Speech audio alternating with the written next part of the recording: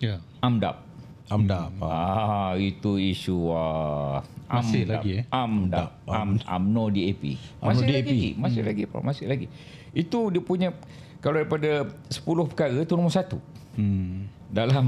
Dalam talking points pembangkang. Nombor 1 AMDAP.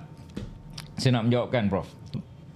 Apa pendapat Datuk Seri secara jujurnya? Adakah Pakatan Harapan ni secara jujurnya, khususnya DAP sejujurnya dia bersama kita dan ingin membantu kita, khususnya untuk memenangi PRK Air Kuning ni?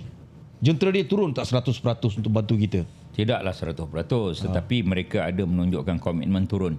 Saya bersama pelancaran jentera muda Pakatan Harapan. Pemimpin DAP ada, PKR ada, Amanah ada.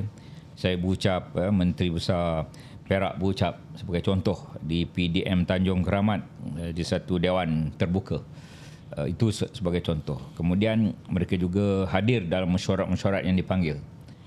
Dan mereka juga turun beberapa pimpinan yang berjawatan. Itu contoh ada komitmen dengan masyarakat Cina khasnya. DAP dengan masyarakat Cina. Cuma jadi isu, Prof. Ya. AMDAP. Itu isu masih lagi AMDAP. UMNO DAP. Masih lagi, Prof. Masih lagi.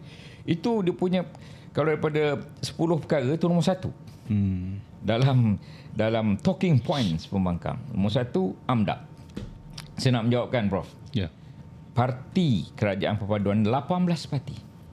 Jadi kalau kita nak berlaku adil, senaraikanlah semua.